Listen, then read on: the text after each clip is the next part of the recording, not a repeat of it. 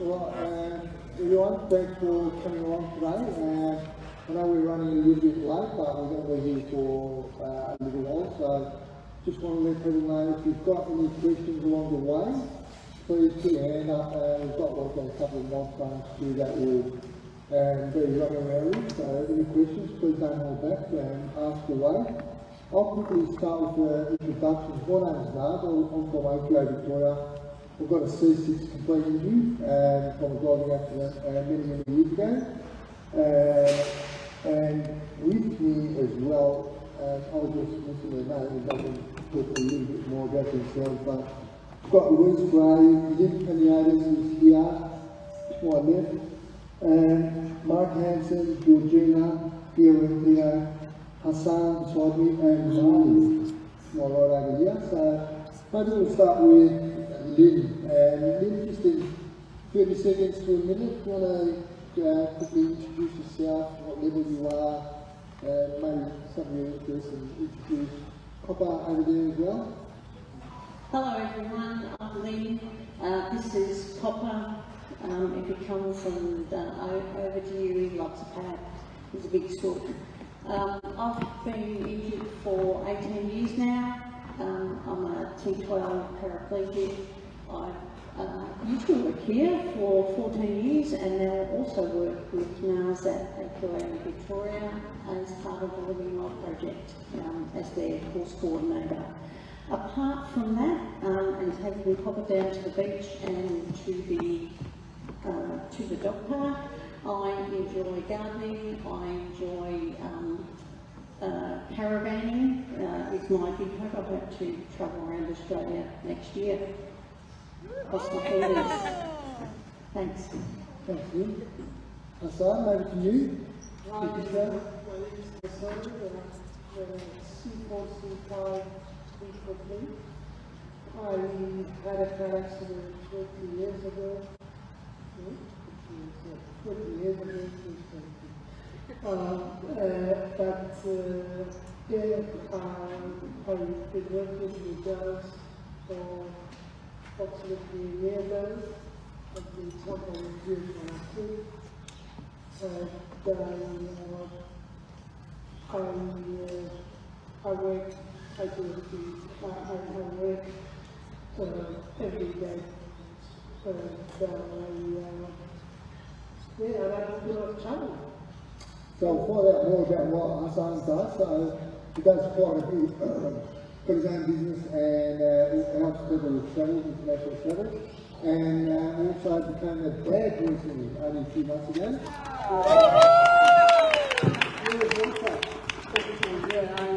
Can I get a clap? Yeah. Alright, we'll go to Marty. Yeah.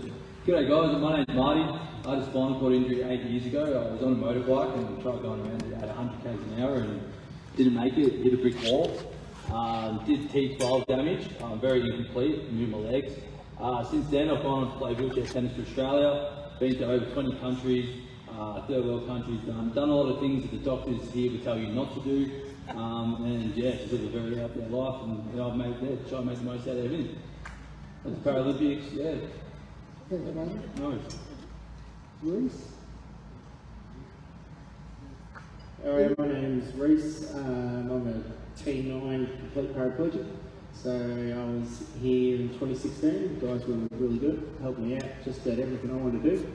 I was very adventurous, going upstairs and all sorts of stuff in this place. But anyway, so since becoming paraplegic back in 2016, I've probably done more in real life than I did before. I pretty much just work all the time. Now I just adventure around doing shooting, full driving, run the farm at home, building machines and stuff like that, get yourself in and out of excavators, tractors, whatever I need to operate. If there's will, there's way pretty much. And, I'd say most of that success has come from like Pete and Nas and their peer group, and you know, if you want to do something, they say, hey, I know a guy that does that, and then you can transfer on to start following the dreams that you want to do. Everything will be done. It just takes a little bit longer, it's a little bit harder. Thanks, Rhys. Mark? Hello, my name is Mark Hanson. I'm an OT at AQA. I am a two-foil paraplegic. I had my motorbike accident back in February 2012. Since then, done a bit of travelling myself, explored different stuff and things, and then just immersed myself into studying, and now an OT at AQA. That's right. Nice. And Georgina.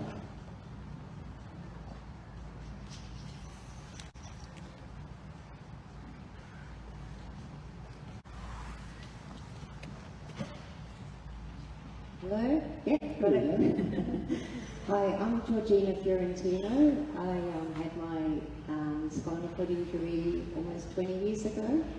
I came here to the World Talbot as well. I had a spinal cord blood clot at level T7, so it's a complete paraplegia. I work at AQA as well and in community networks. I've been there for about 2.5 years, and prior to that I was working in accounting for many years. I also like to travel, and recently as part of AQA Skills for Independence, learning to stay away from home independently, staying in hotels. So recently we did that last weekend, which is good. And that's me. Thank you, Georgina. So, I wanted to really know there's a playground going around, if you've seen it. If you haven't got one, go to Self Hobbies, just got a rundown of the day. So, the panel is going until 12:30 today, and then we're going to have a barbecue lunch being organised by Lockie. Lockie is a paraplegic. He's put his hand up to do the barbecue for us as well. If you want to have a look and talk to him later, you can do that. After the barbecue, we're going to break up into little groups and just talk about specific topics. So that's 1:30 to 2:30. And then in here and outside, we're going to have exhibitors starting from 2:30 to 4 o'clock. So make sure and have a look at what's out there. We're going to have different organisations and different types of wheelchairs and modifications. So yeah, please make sure you check them out.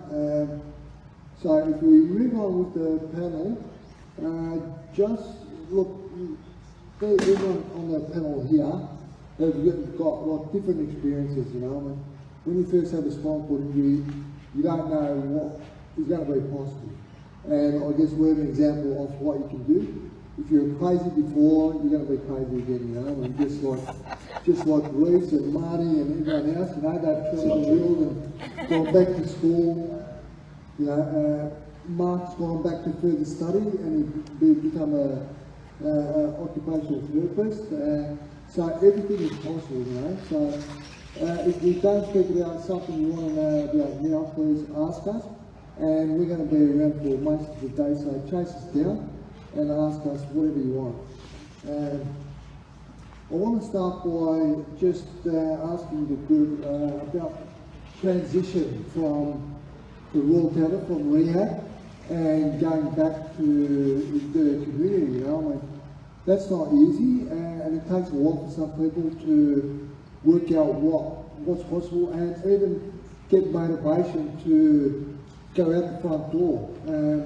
Maybe I'll start with Georgina, if I can. So, just, you know, and I'll ask the other guys as well.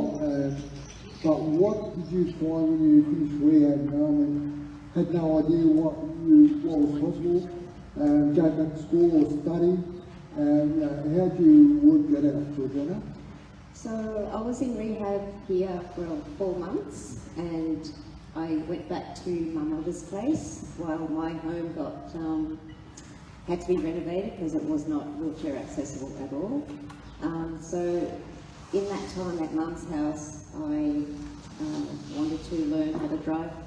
So I started the lessons, had some hand controls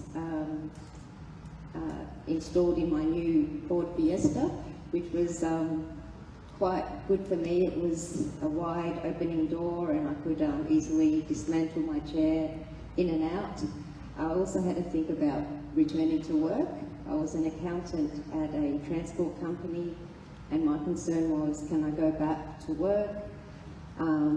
So it worked out that my employer was really accommodating, allowed me to work part-time, which was perfect for me. I couldn't work full-time, it was just too much physically to do that. So back then we didn't have working from home, but I was able to drive from Glen Waverley to Altona, and I had the confidence to do that after a bit of practice. And yeah, so returning to work was important for me, and also connecting with AQA was quite important for me in terms of being amongst other peers and learning from them as well. Thanks, Georgina. Well, anyone else, anyone want to speak about, those first couple of weeks after finishing rehab, because, you're in a great place here or in rehab, you learn the basics of, I guess, independence, but when you get back home, I guess, there's a lot of fear. You haven't got the doctors, the nurses and all that sort of stuff around you, so, yeah. Does anyone want to talk about that experience? Yeah? My name's Rhys again. Anyway, so I was pretty fortunate enough that I got over my accident pretty quickly as far as emotionally goes. I thought, right, it is what it is, how do I do it? And I spent so much time just researching what can I do, how do you do it. I spent a lot of time with the guys in here telling them I want to go back shooting, I want to go full driving, I want to be able to fly shark lines off the beach, I want to do everything. And I literally, we trained heaps of things that we did here, and to a point that I was home for about a week and I was already flying shark lines.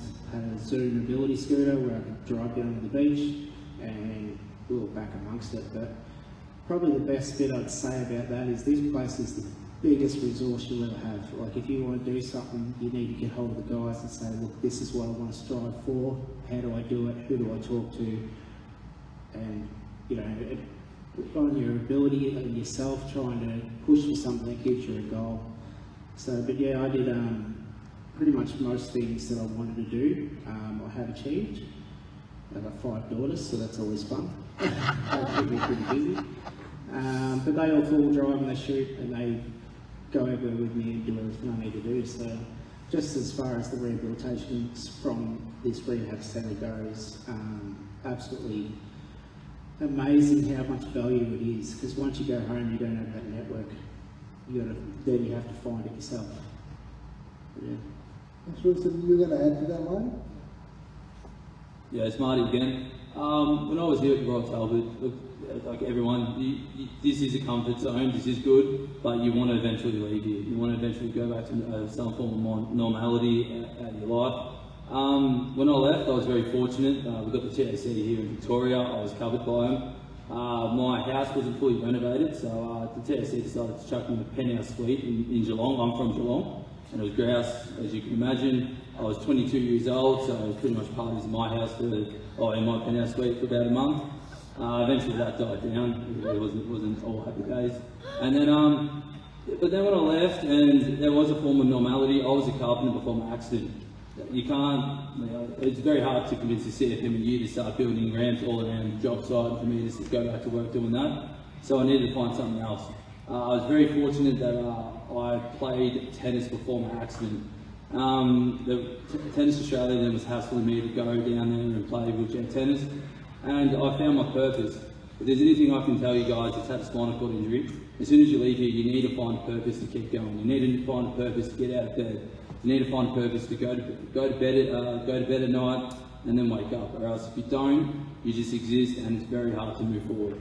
Because you are, look, no one wants to be here, but no one wants this to happen, but you need to be able to move forward, and that's the best advice I can say. Yeah, very good. Thanks, mate.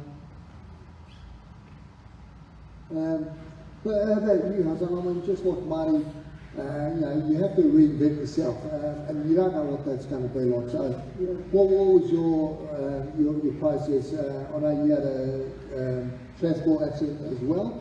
You're not doing what you were doing before, but in your mind, did you work out, okay, I need to try something, and what was that, and how did you work it out? Yeah, I remember I kept postponing the time that I have to leave. They said you have to go home I pretended I was sick. I was too scared to leave here, and I got so comfortable here. I just didn't want to leave, you know, and I said, oh, I'm not feeling well, you know, can I stay another 2 days? And then finally when I left, I remember they packed my stuff, and I'm all the way from here to, I used to live in Thomastown back then. I was crying the whole way. I was too scared to face reality. But then, as Marty said, you just really have to find the purpose. After that, I finished duty. I went for the ATO. I was a car dealer, believe it or not. I was in the auction with my wheelchair buying cars, and I used to do that for 5 years, 6 years actually. And after that, I went through immigration for 4 years. I become a protection visa case officer, so I become an Australian diplomat. They used to send me to Turkey, to Malawi in Africa. I used to assist people and make a decision whether or not I grant permanent protection, you know, and after that, you know, I started my own business, you know, yeah, I had a beautiful life, you know, I just never thought I could do so much. It's a courage right in the beginning when you leave here. It's just that beginning. If you push yourself, if you sleep early, you get up in the morning, even if you got nothing, you just go out and see what's out there, what you can do, and you'll be amazed. You'll be really, you know, as I said, I was the one that I was too scared to even get out of the hospital. You know, I wanted to stay here. I was pretending I'm sick. But, you know, I had a beautiful 20 years, you know, much more fun than before my accident. Really a lot, but, you know, you'll be amazed how much you can do. You really will. Yeah. Very true, Hassan. I want to ask Lynne, you know, there's a lot of fear in Hassan talked about not wanting to leave this environment, you know, because they didn't know what home was going to be like. I know you had your accident overseas and coming back, you know, you tried going back to work and then had to reinvent yourself. So what was it like doing your rehab and that stage where you went home? Did you want to be home? You know, I mean, we talked about, okay, we know we have to wake up in the mornings and get out there, but we haven't got the motivation sometimes to do that, or we don't know what to do. So, do you want to add to that? I'd agree in I hear so many people say, I can't wait to get out of this place, whereas I don't want to go home. I was scared witless. Turns out it wasn't so bad after all, you know, it was one night and everything, you know, starts rolling around again. And I agree about the having to reinvent yourself. So I was a high school teacher and I did return to work the following year on a return to work program, I suppose I'd call it. But they changed the superannuation requirements and their definitions of disability, and long story short, it was smarter for me to leave the teaching profession. It was a really tough weekend, but it turns out that I ended up volunteering for one of the physios that I was working with, who wanted to create some work booklets for the specialty of aquatic physio. So I spent some time on that, and when that finished, I'd started volunteering here. I lost a leg as well as spinal injury, so I was here frequently getting new prosthetics made, and I'd come and chat to the women, and I did that so much that I got convinced to apply for the peer support role, which eventuated, and long story short, I'm still here. I think the thing I would suggest to anybody is say yes. You did that today. You know, there was advertised that this what day's on, and you're going, what the hell, I'll come here, and you don't know what you're going to find yet. And you don't know what tiny piece of information is going to be that spark that makes you want to try something else. But I had people say, do you want to try sit skiing?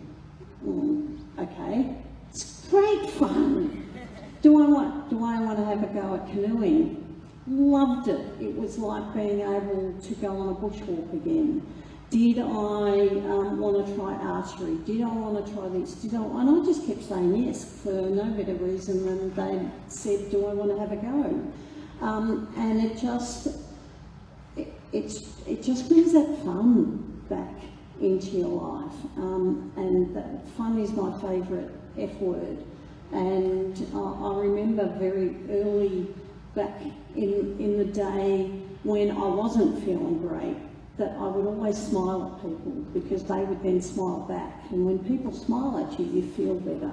And so it was kind of a fake it until I make it. You know, people think I'm this strong, independent, you know, can do anything kind of woman, which I am, but there's also the part that's been shattered by this, and you know, I never slept another night in my home, and I not lost my job, but I had to leave my job, and I was widowed, and I ended up, you know, going to live with my sister and her 4 kids. But I now live independently, and I've got my dog, and I've got my caravan, and my car's lined up to get converted, and that trip's finally going to happen. So just say yes.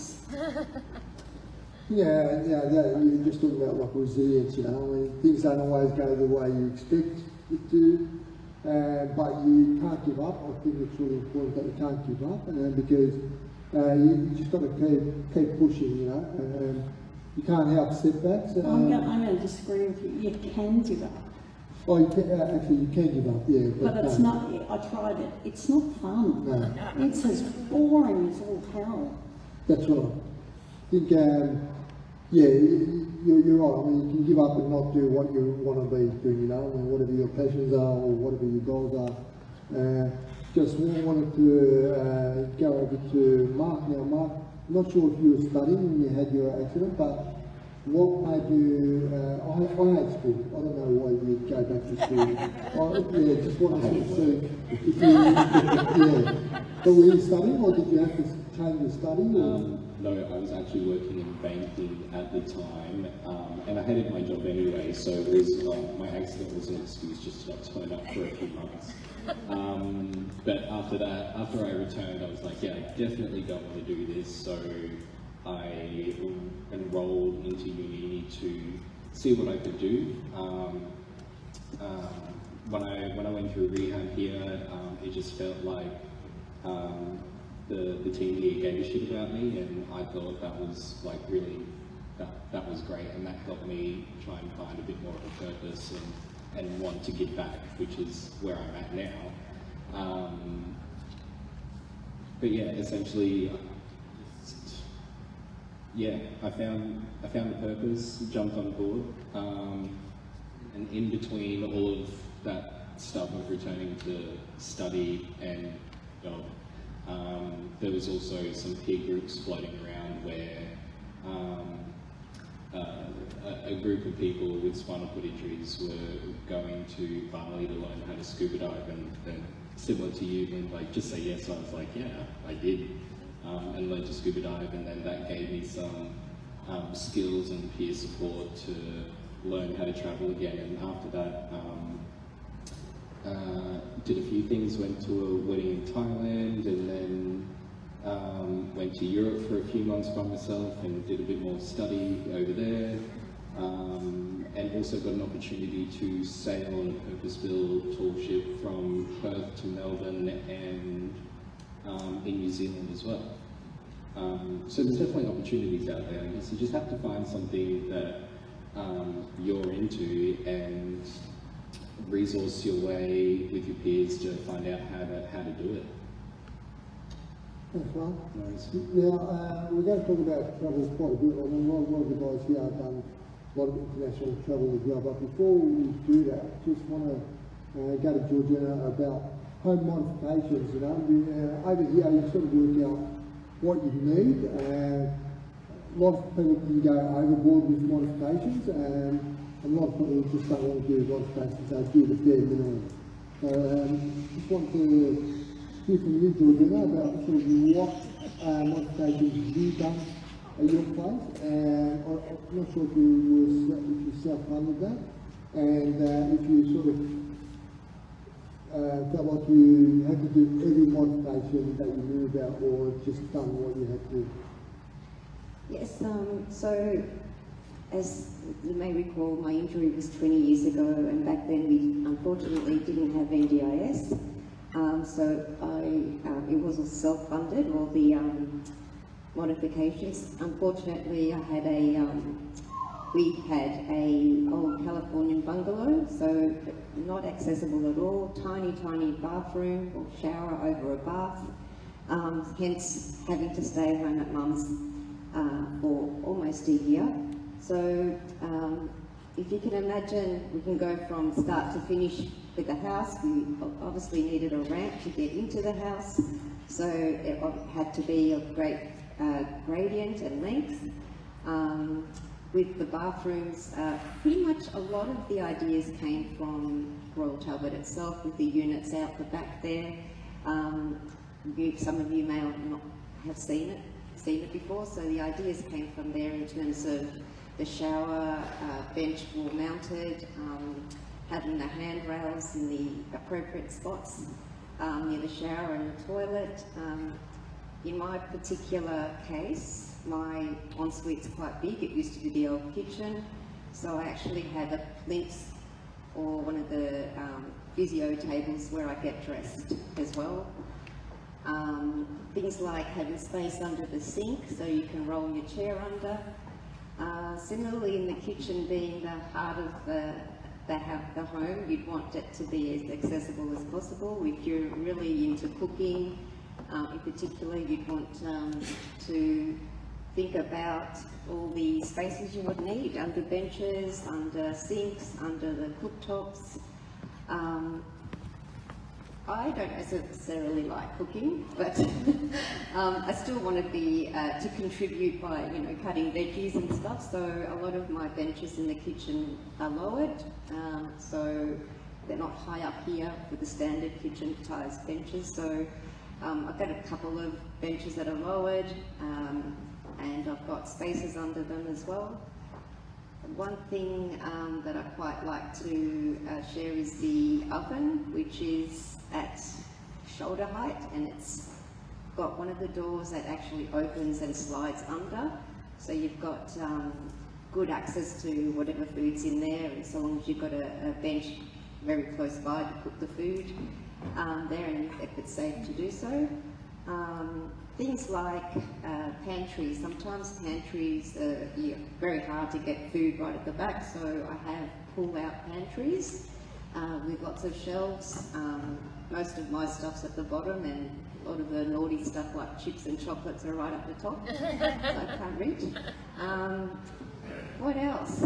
Even laundry, having things that eyesight level or shoulder level, like the dryer and the front loader.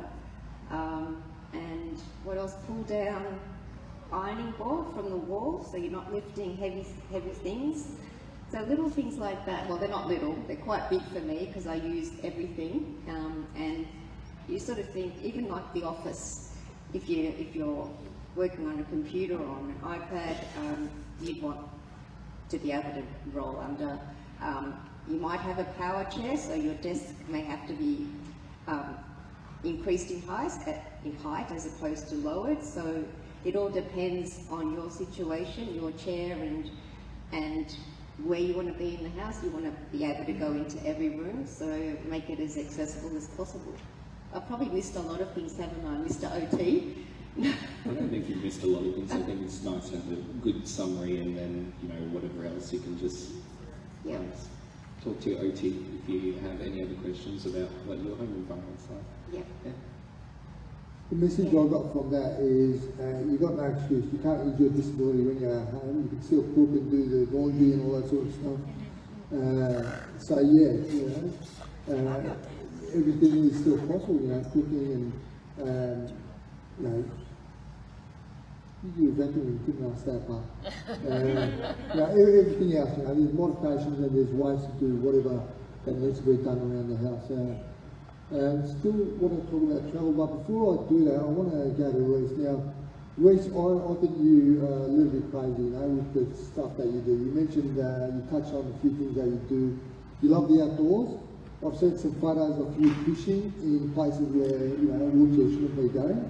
Wheelchairs aren't really designed to go, into rivers and, into soft sand and all that sort of stuff. So, yeah, just want to hear from you about how you got back into all that sort of stuff that a lot of people would say, no, I can't do that anymore. A lot of it was just ambition. I just wanted to do it. So with the river one, that was when we were at Dargo and sitting there with a mate.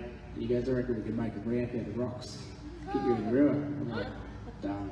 And I wheeled down into the river, just at the troll mono in, it was perfect, sat there drinking teas, and I said, you better grab a fly rod for me so I can catch the trout. So we sat there flicking around, that was good fun, dogs are swimming. But yeah, we do heaps of stuff like that. Same as we went snorkeling on the Barrier Reef, and the boat we went on was not wheelchair disability at all.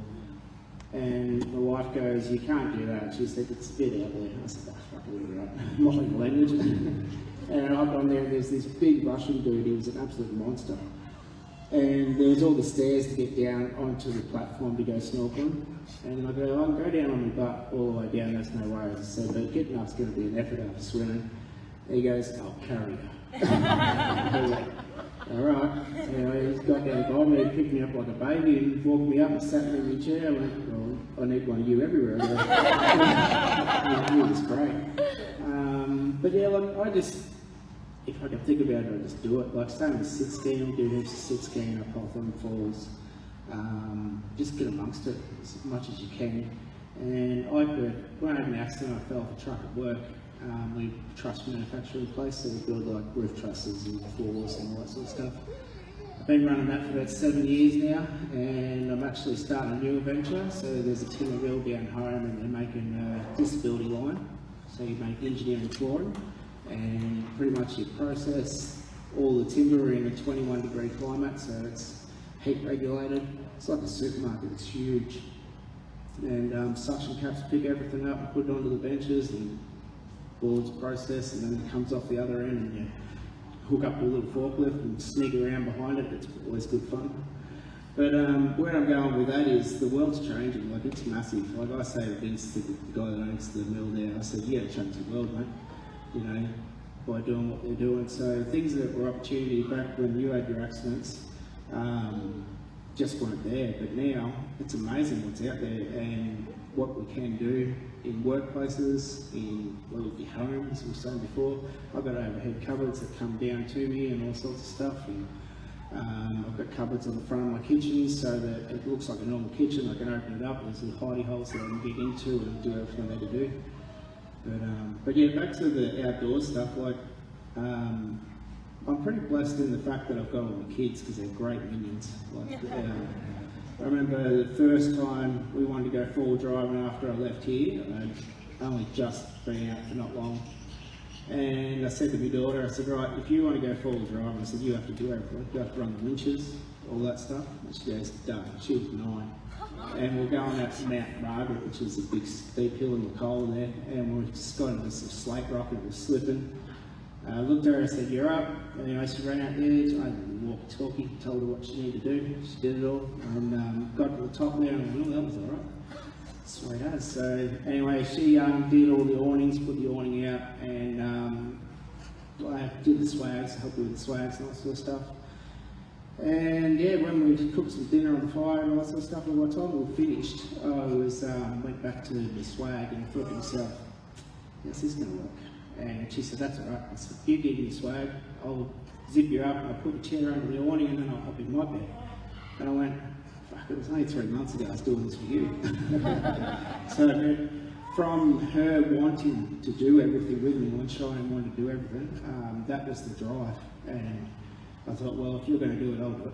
So, yeah, it's amazing what we've achieved since just because of that. And touching base on Lynne's kayaking, I love kayaking. It's the best thing ever because you ditch the chair and you're just sneaking around. Same as when you're swimming. It's like, you know, you just feel a bit more freedom because otherwise you've got to do it everywhere you go. And you get in the kayak and you go paddling right up the river. You know, hook up a fishing rod to it, it's fine. You catch like a carp or something, some big fish, and it's amazing how powerful they are. You just put the rod back in there and wait for it to take you where you want to go. It's good fun. So, but anyway, that's just a quick touch on my adventures. I'll bore you all day by telling you Yeah, stories. yeah. I'm going to go over to Hassan. I mean, a lot of people, when you get discharged here, you've got like, the nurses and all that sort of stuff giving you a hand because, you lose a lot of independence, but slowly when you get back home, you do get more independent, but it takes time, and in the meantime, you need to use support workers. So I don't know, everyone here may or may not have used support workers when they went home. Hassan, do you want to talk about that a little?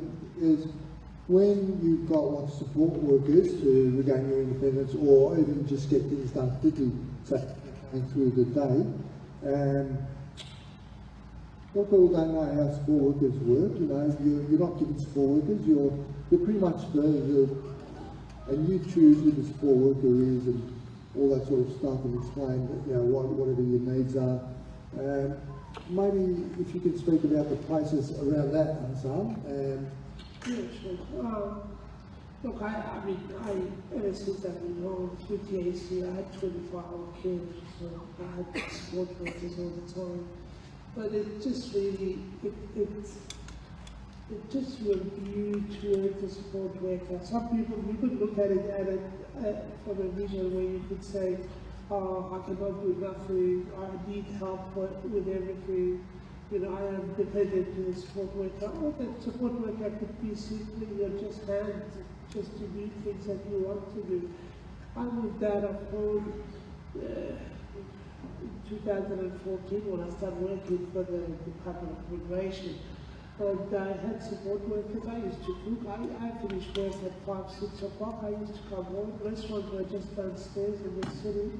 But I just go home and cook. The support workers do what you ask them to do.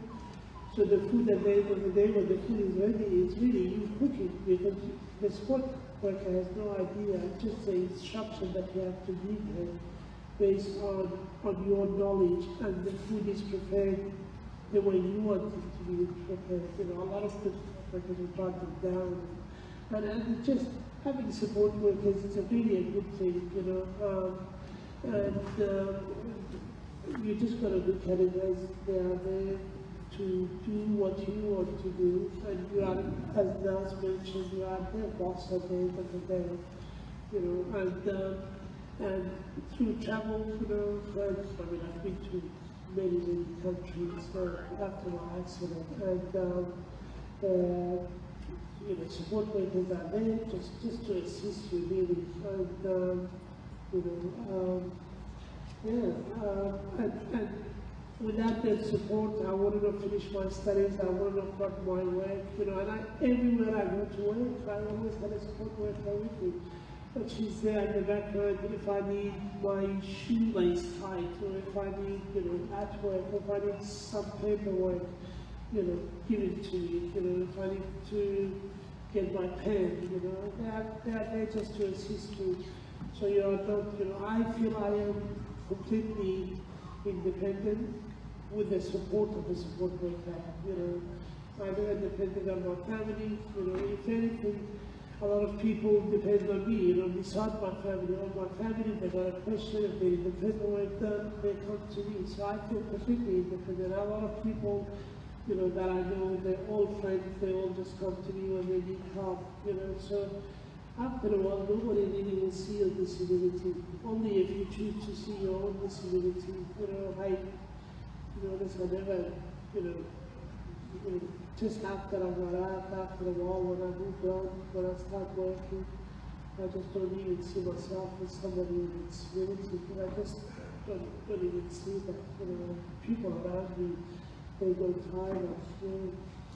You made a good point there as well, Hassan, about support workers and, you know, there being a distinct, something that separates your family, because your family are your carers, so there needs to, you need to be able to manage that, and that's really important. Wanted to, George, actually just wondering if there's any questions, if anyone wants us to answer any questions. There's one here, Naz, at the back. Yeah. It's had a good one as well. I was just wondering with Hassan when he's travelling, how does he go? Is any important things to consider with the power chair? And also, if you're maybe not unable to transfer, is there any sort of adaptive equipment that can assist with that? Great question. Thank you. Yes, I mean, I need help with transfer, and there is different kind of equipment that airlines, depends on the airline that they use. If you're traveling with certain airlines, they will have an eagle lift that will lift you, just like a horse, that lifts you. And then a bit later, we'll have videos and pictures I can show you. That's something I do in too many countries, And so they got the eagle lift that will lift you and take you to your seat. That's the easiest option. Sometimes they lift you, physically lift you in some airlines, but you have to organize that in advance. I do things like that, to 22 countries, something I can discuss after. Support workers, when I travel, support workers, they don't really do anything in terms of travel, in terms of transport to your seat. The airline does all that, but just you need to let them do it in advance. To me, eagle lift is, although it's easiest, but I prefer to be lifted, just easy to lift people in your seat. And it depends on your weight. A lot of times, and there is slide board. I'm not sure if girls uses that, but there's slide board that people can slide you also to your seat as well. So there's a variety of options, and you need to do it once, but then after that it becomes extremely easy, more than what you think. I remember in 2012 I was watching a game, and I thought, and the game was in England. I watched Premier League. I thought, Jesus, I really wanted to leave there in that stadium. And by morning, I slept at 4 o'clock, watching the game. And then by morning, I thought, why not? I booked the ticket actually the day after. I told you I need a lot of food when I travel. So the day after, 4 o'clock, I left. I was in England and 2 days later, freezing my ass off. I'm like, why the hell did I even come? But I'm watching the game and I enjoyed it. But this is just an example to how easy it becomes. Although the first time I traveled, to me was like a dream come true. Like, can I even do that? That was always in my mind. But as you do it, I'm sure everybody that, that travel afterwards with wives, after you do it, it becomes so easy and so simple. Just, it takes organizing. So you can be spontaneous. I mean, that's a pretty flying across half the world to go see a soccer game, was it? Yeah, like St. Martin's It's really crazy. And can you believe they lost after 2 days? Now, just on travel again, I want to ask, Marty, you've flown, well, you've gone to over 20 countries in the world. Now, when I heard myself, I used to think, is there like a disability section on the plane? Can you just talk about that and other equipment like the oil chair, what the process is? And it's normal, it's very normal for travel. Yeah, so I've been over 20 countries. I remember the first time I was travelling, I was so scared. The first place I went to was New Zealand, which wasn't too bad. It was 3 hours away. And I was dreading it. I was like, oh my God, what happens if I get a UTI? Which I did end up getting a UTI while I was away. Again, lucky I was in New Zealand because they've got the same medical, I don't know, there's something going on there, so I didn't have to pay any money. Just went down to the hospital, got some antibiotics, see you later. But yeah, back to it. When I got to the airport, you just check in, I always say I need extra leg space to stretch out my legs, which obviously I don't, but they give me an extra chair next to me for free because of that. They don't know the difference. Then when you go in there, you're normally the first people to get on, and then you're normally the first people to get, the last people to get off. They put you on an aisle chair. Depends who you fly with. They're either really nice or they're really, really bad. Just be cautious. They chuck you on the chair. They get you onto the plane. You then go down the aisle. When you get to the chair, they then either help you to assist, or like me, I just jump off the chair and get on there. And then they talk you through a few things, a few safety issues and whatnot. What you have to do when you want to go to the toilet, you normally just push the button. They then bring the aisle chair back down, you jump on the chair, you go to the toilet, do what you have to do. They come back, very friendly. Never really had an issue with travelling. And then you get off the plane. They normally assist you to then the gate where you'll either get your chair there, or you'll do a transfer when you get straight off the plane. And yeah, I think that's covered most of the basics of it. It's simple. Look, I'm not the first one to go travelling, and you guys won't be the first ones either, and you won't be the last. I'd say 95 to 99% of the time it's smooth sailing, so don't be scared. Yep. Do charities pay for support work if you go international travel? They didn't. I've never asked that question because I didn't need to. I just jumped straight on the plane and yes. Yeah, right. Okay. Well, next year we're all going on a holiday. My family and that. It'll be the first time I actually travel. So it's going to be a bit of an experience for me. Queensland. So yeah, good to catch up with the base. And Who are you flying with? Do you know? I had no idea who we're going to be flying with. Yeah. Could you repeat the question, please, for us in the back? Yep. Yeah, so the question was, can a carer fly as part with you? So they don't get a free ticket, but I know Qantas and Virgin have a program where you pay, I think one is 50% discount on a flight, and one is, I can't remember, but they do give you a discount. Okay. You need to actually enrol first, find out what your eligibility is.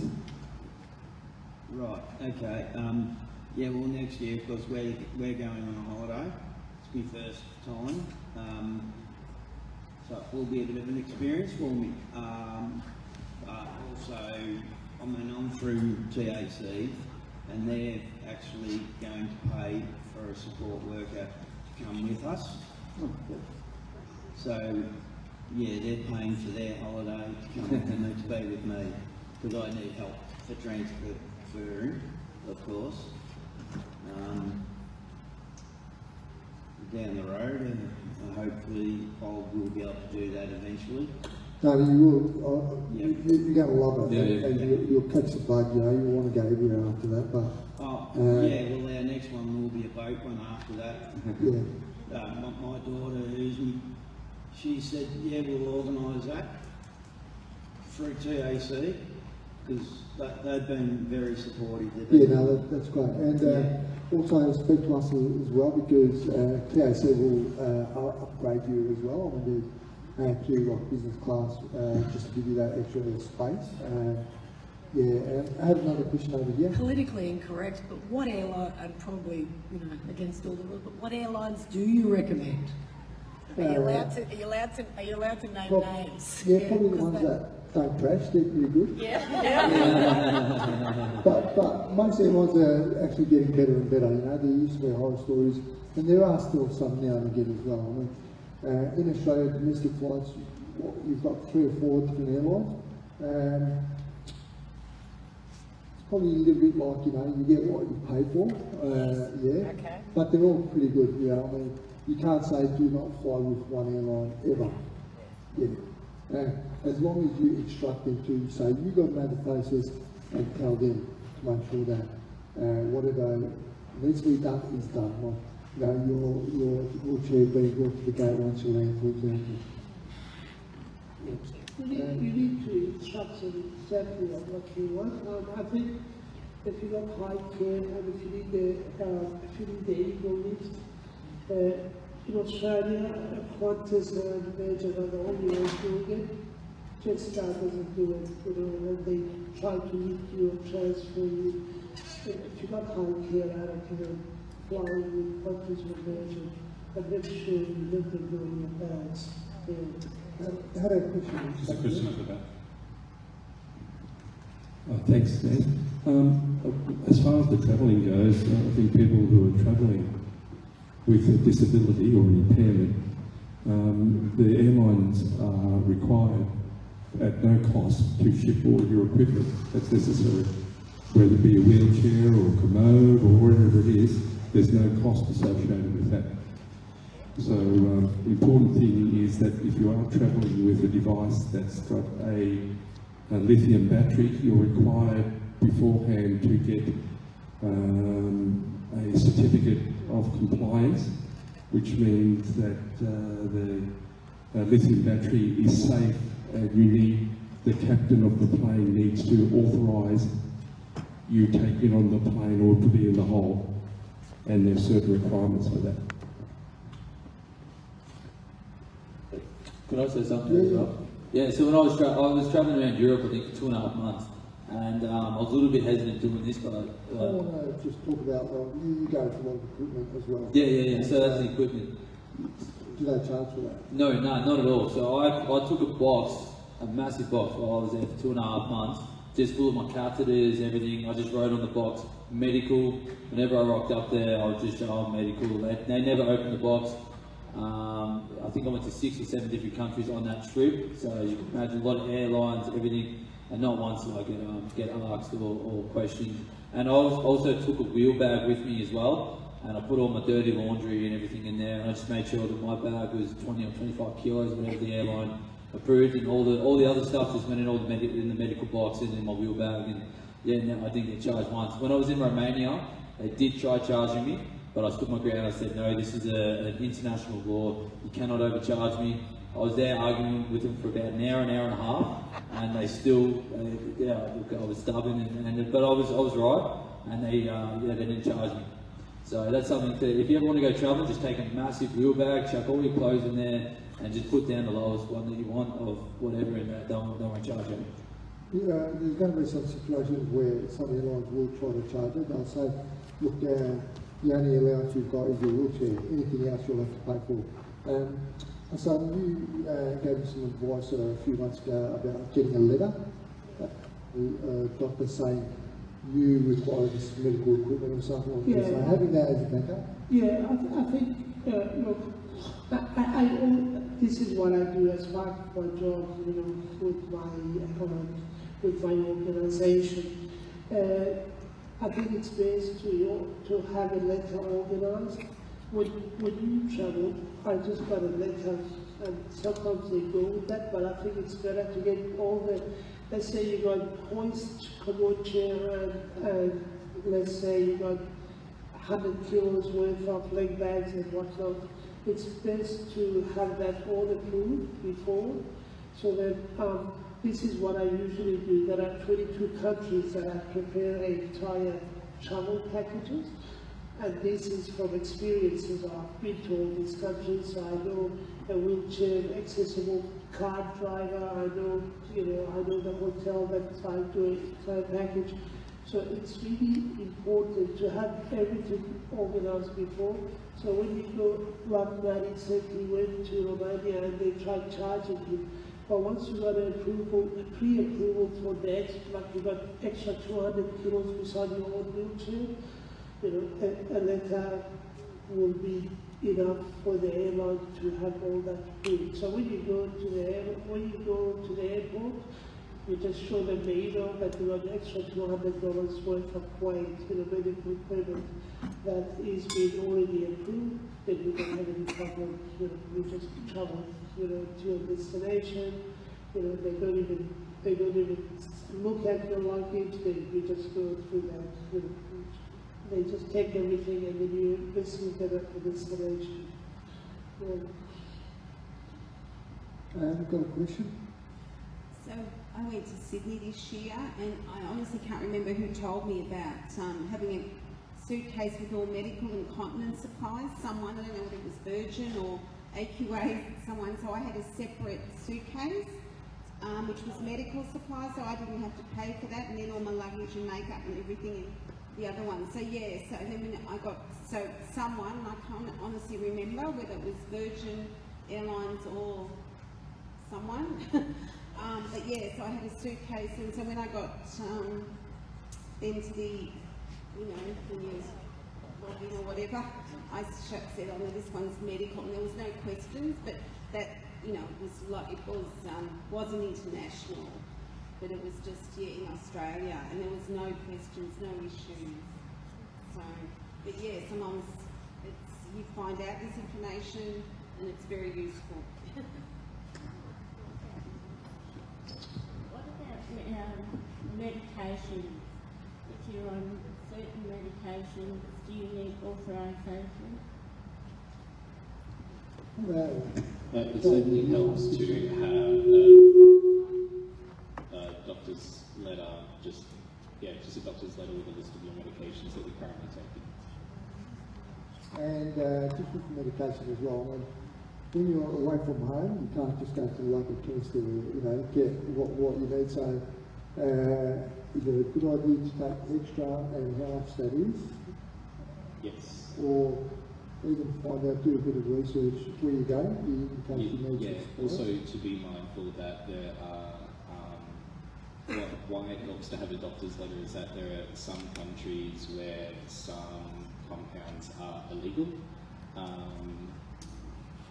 Like taking cold and flu tablets to Switzerland is not a good idea, so that's one example.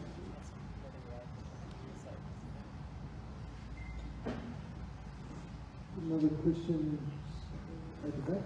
Yes, can you hear me? This is a bit out of the left field to all the speakers. Was there a particular point in your evolution as a person with an impairment, I don't talk about disabilities, but impairments, where you saw your previous self, not necessarily better or worse, but different to what you are now, and as Lynne was saying, to say yes. Luckily, Naz was the person who first assisted me, and he got me to write a list of what I was previously able to do, and then said, now what can't you do? And it was so different, the list, it's so small what I couldn't do, that it went to the point, like what Lynne was saying, that I felt there were so many more opportunities because of my space and time that I was able to experiment and do new things, but you had to say yes, and that was the thing. So, to each of you panellists, was there a turning point where there was the old you, and now there's the new you, but just different, not better or worse?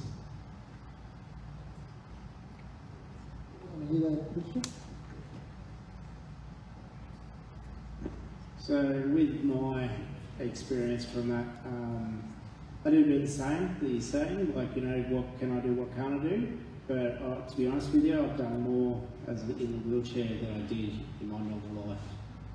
Your normal life is 9 to 5, or at that time I was doing it 15 hours a day, every day, 7 days a week, working hard to build a house, putting all my daughters through dance, like it was just relentless.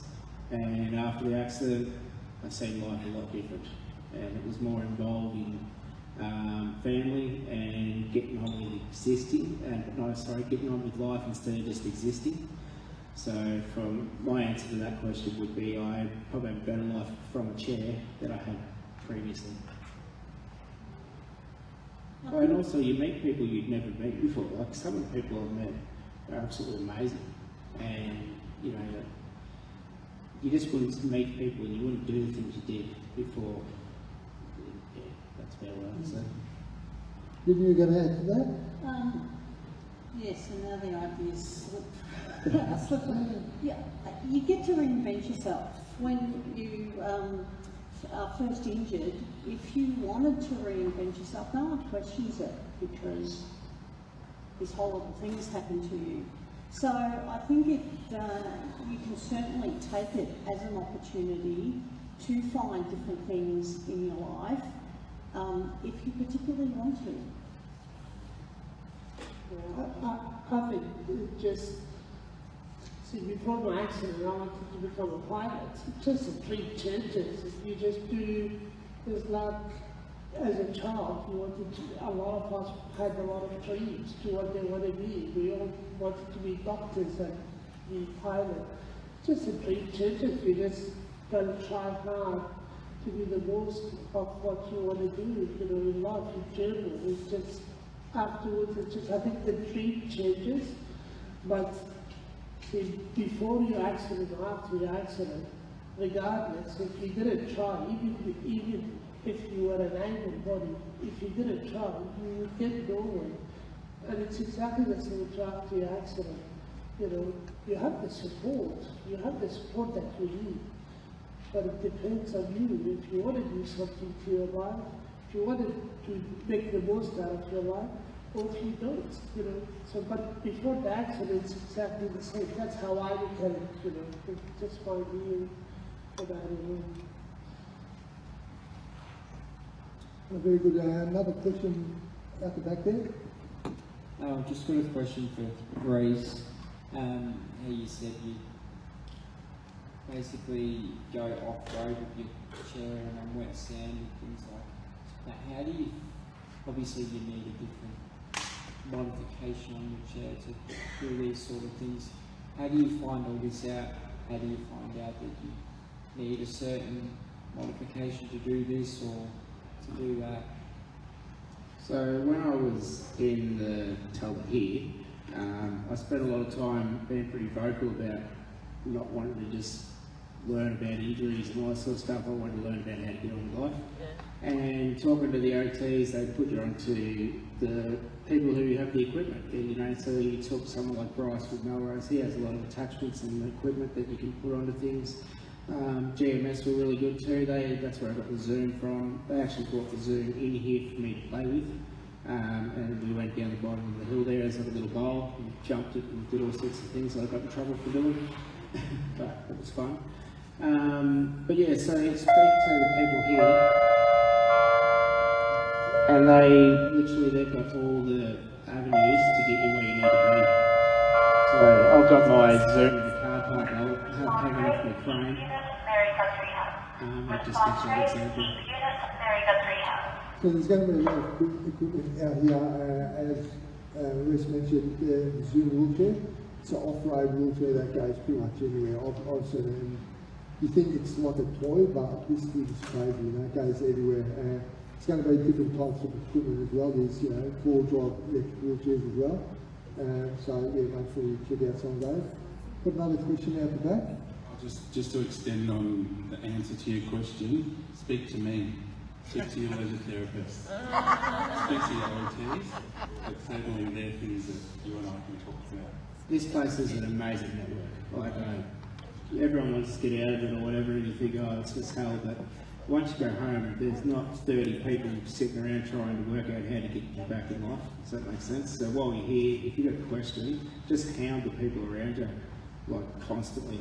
Like I said, I was home for a week, and I had a Zoom on trial for when I went home. And yeah, we were down on the beach doing burnouts in the sand, and yeah, that was quite fun. Actually, I did the Daintree rainforest with it.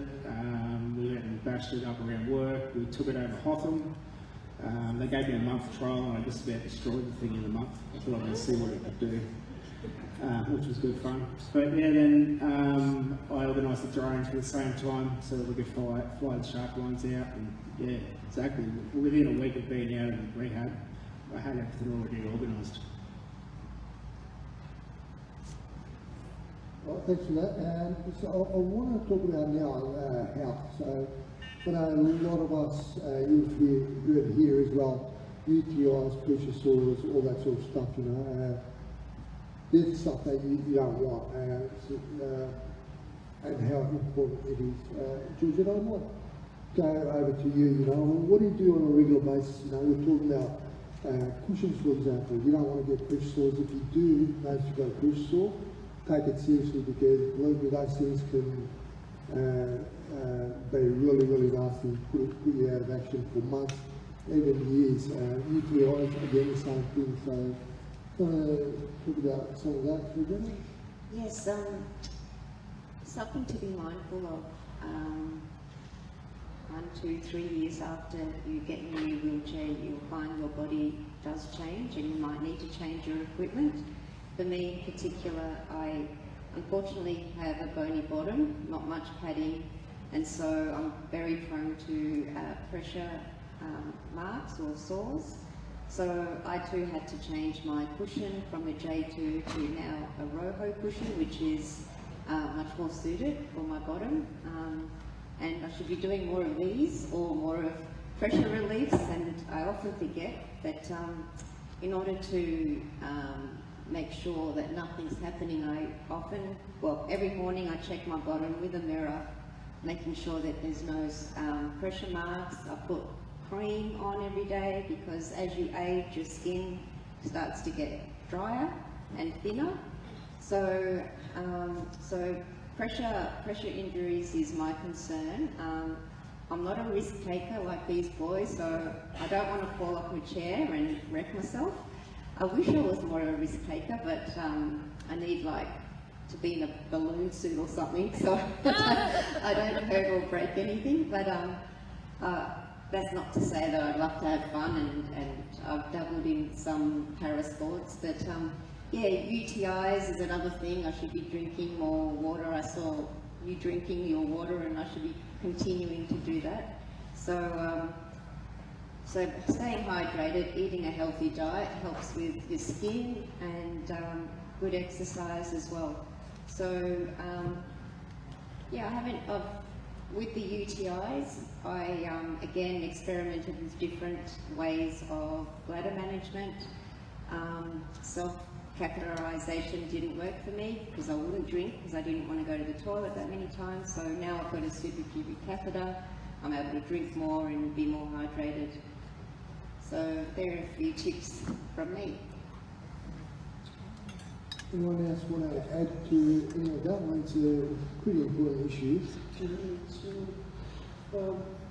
Actually, drinking water is like I think it's really important to always be very careful with the hyperplexia, because and it could be life-threatening issue. I just recently had a problem. I was in a meeting and I had a blocked catheter. I use an SPC, that's a catheter as well. And I thought it could wait, because I was with a lot of people. I was in a meeting.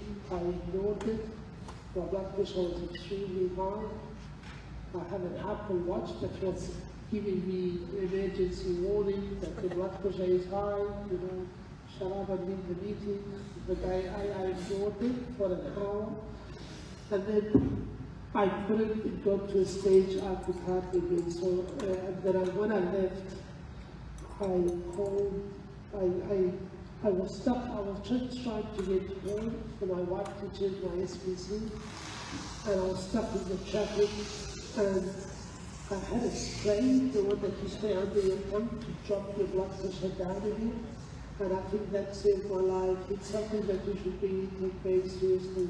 If you drink regular water, your catheter will not be blocked. It's something that you really got to get used to through life, just to constantly drink water and not to ignore if you got a blockage and sit in a meeting and just pretend like nothing happened.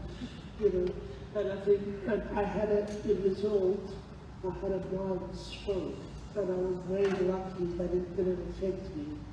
I was in hospital for 8 days. That was recently. I hardly ever go to hospital. So yeah, it's hyperplexia is something that should take extremely seriously. It's just something that could, it's a matter of minutes, and it could be life-threatening. You would have a stroke on top of your spinal cord injury, something that you want to avoid. Lynne, you're going to I wanted to add about the pressure injury, that if you do discover you've got a pressure injury, it's really important to try and work out how you got it so that you don't repeat the performance. So I got a blister on my foot one time, and you know, it takes a week in bed, then another 6 weeks of care to get that to sort it, and then it happened again, and I couldn't work it out. But eventually it came down to I wore the same pair of shoes for a few days. If I wore them once, it was fine, but if I wore them a few days in a row, I would end up with a pressure injury or a blister on that foot. So those shoes got the curves, and I haven't had that issue again. So I would suggest problem solving and working out what's causing the issues so that you can avoid it. I've only got a few more minutes. I want to talk about your relationships. I know a lot of people change relationships, going out, for example. A lot of young guys here. How do you guys deal with that? Is it normal to go out again, meet other people? Girlfriends, boyfriends, getting married, all that sort of stuff.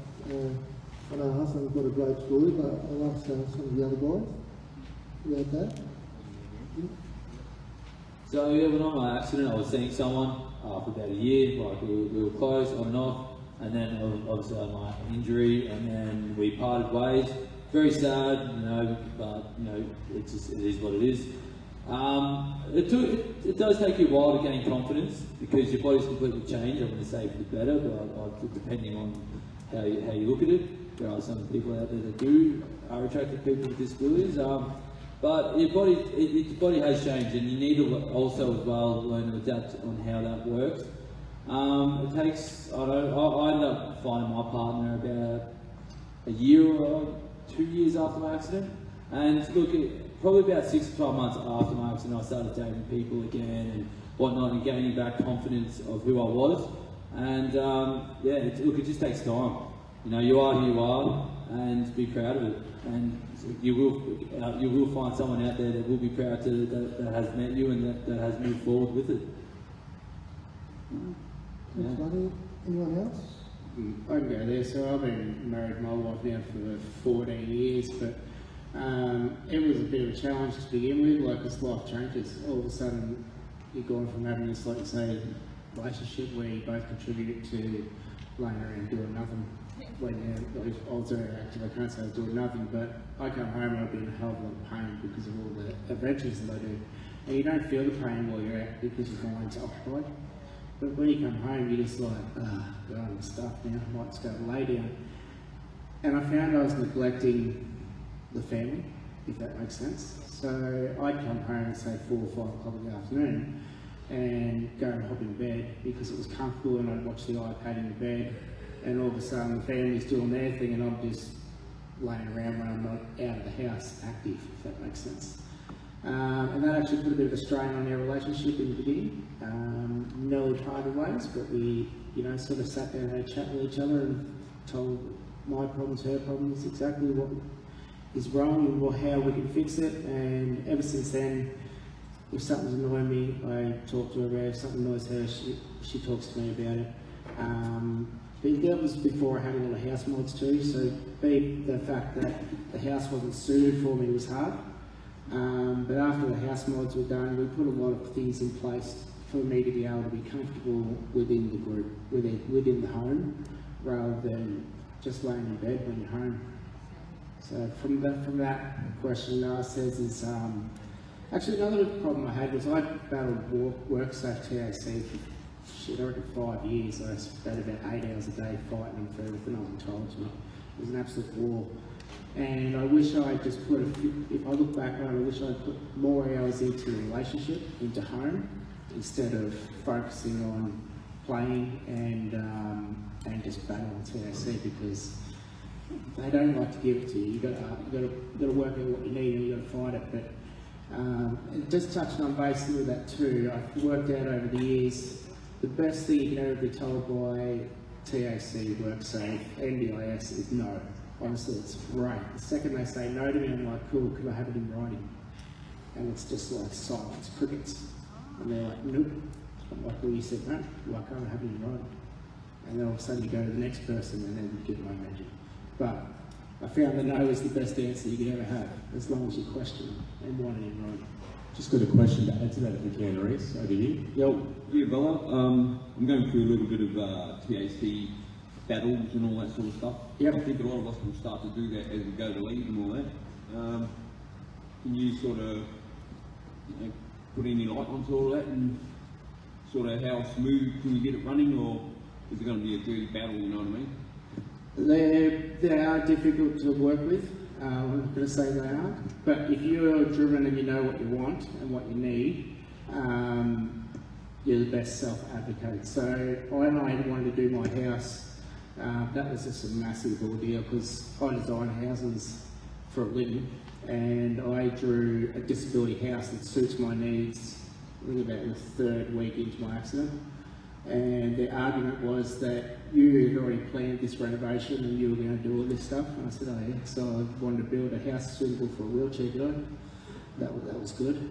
So anyway, that was their biggest argument. And again, I'd sit down, and OTs are amazing, but they can only give you guidance in what they can do.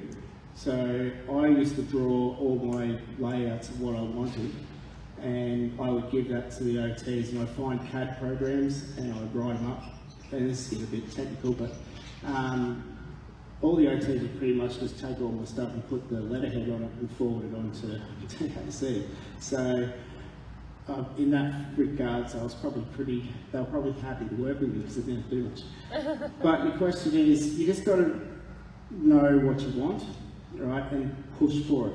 And when they say no, you just go, that's cool, can I have it in writing? Like, honestly, it's the best thing. So, get too close to you, little fella.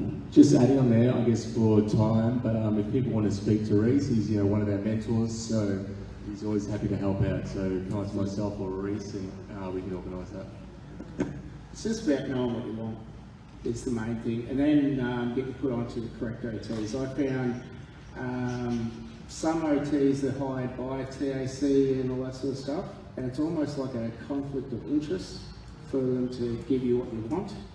So I like to find independent OTs. So I won't go with who they recommend. I actually sit down and do a bit of searching and find independent OTs, and they will write up a thing for you, and you can just use it as a guideline because they don't know exactly what you want. You know what I mean? You need to project. I want this because of this, and then they can help you after that. That's fair agreement with OTs. Like they don't have 1,000 answers to give you. They just got, well, this is what we have done in the past. This is what works, and then from there you say, well, I want this. How do I go about that? Yeah, absolutely. I think we'll certainly provide information on stuff and things and advocate for you as best as possible, but we certainly don't have all the answers to it. So it's all about who you can team up with and how you can locate all your resources to get what your needs are. Well, thanks for that. I think we're nearly out of time, so well, we are out of time. Just want to let people know, and we'll finish off with just a tip from everyone before we finish for that. But we're going to be around if you want to approach us with any further questions. We're going to have lunch very shortly in the therapy room over there. So thank Lockie for cooking the barbecue for us and all the volunteers that are happening now. We're going to have exhibitors after that as well. Want to make special mention to some of our exhibitors. We've got Seiko, Independence Australia, Hollister, Coloplast, Convatec, Hebron, Narrow Wheelchairs, Push, Mobility, Immersion Therapy and Independence Care. They help make today what it is. So thank you guys. And of course there's going to be a whole lot of other exhibitors here. Quickly starting with Georgina, just a tip to finish off with. My tip is to check your skin daily or ask your carer to check your skin daily. No excuses. You just want to catch these things early and avoid long stays in bed.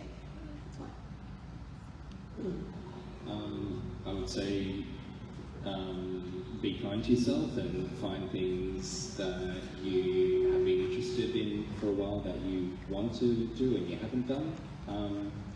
Pick it up and do something. My thing would be network. Use this place. Absolutely pick the eyes out of it. Contact all your OTs in here that you're working with. Naz, Pete, Josh, I do voice stuff with Josh. Just ask them, I want to do this. I get what I need to do, but this is what I want to do. And they'll say, well, I know a person who does this, I know a person who does that. And just touching on what Josh said before, quite often you'll ring me up and say, oh, maybe he's in rehab, wants to have a chat about how to do this, and yeah, that's what we're here for. So, but yeah, my parting words would be use the resources you've got at your fingertips right now. My tip is just find your purpose. You know, you've had your injury.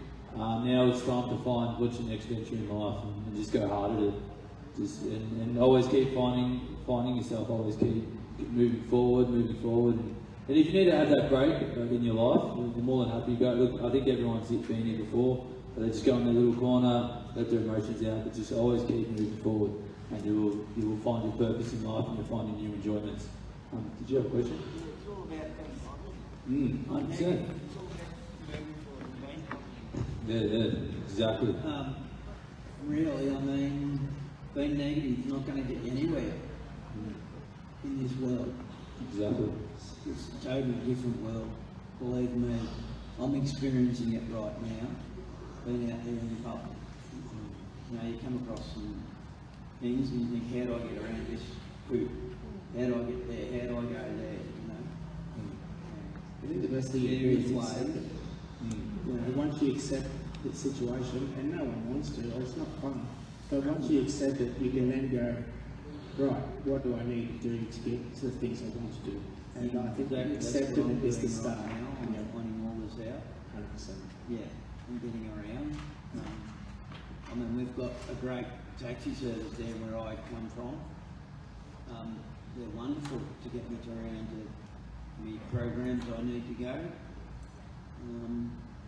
Again, it's been about positive, not negative in this world. No, that's it. Thanks for that.